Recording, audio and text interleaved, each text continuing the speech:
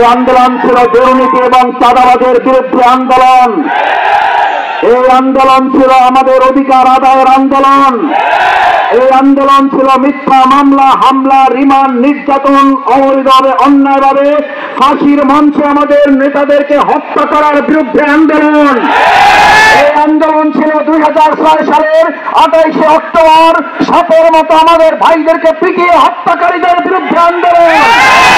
এই আন্দোলন ছিল দেলোয়ার হোসেন সাঈদীকে বিনা চিকিৎসায় জেলখানায় রেখে মৃত্যুর মুখে ঠেলে দেওয়ার আন্দোলন।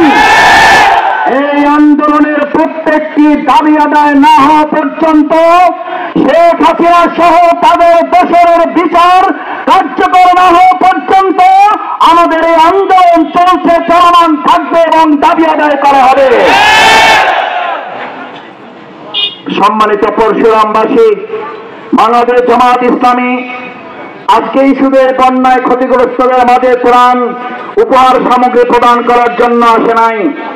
এটি বাংলাদেশ জামাত ইসলামীর ধারাবাহিক কার্যক্রমের অংশ। এই কার্যক্রমে পরিচালনা করতেন শহীদ মাওলানা মতিউর রহমান নিজামী। এই কার্যক্রমে পরিচালনা করতেন শহীদ আলী হাসান মোহাম্মদ মুজাহিদ। এই কার্যক্রমে পরিচালনা করতেন শহীদ আল্লামা দেলোয়ার হোসেন সাঈদী রাহিমাহুল্লাহ। আমাদের এই ভালো কাজগুলোকে আপনারা মেনে নিতে না পারে আদর্শিকভাবে পরাজিত হয়ে তাদেরকে হত্যা করেছেন। আপনাদেরকে জনগণ এবং আইনের হাতে তুলে দিয়ে বিচার কার্যকর করা হবে। আসুন, বাংলাদেশ জামাত ইসলামী আজকের বৈষম্য বিরোধী ছাত্র আন্দোলনের প্রধান স্লোগান ছিল রাষ্ট্র মেরামতের কাজ চলছে।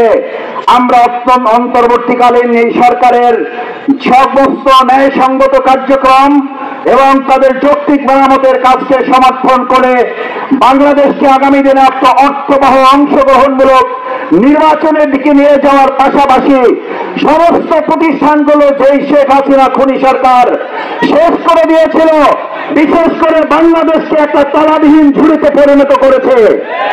তারা বাংলাদেশকে বাদ দিয়ে কানাডায় দ্বিগুণ তারা তৈরি করেছে। আমরা শুধু এটা বলবো না যে বাংলাদেশেই তাদের শাস্তি কার্যকর হবে, পৃথিবীর যে প্রান্তে থাকুন সেখান থেকে ধরে নিয়ে এসে শাস্তি কার্যকর করা হবে।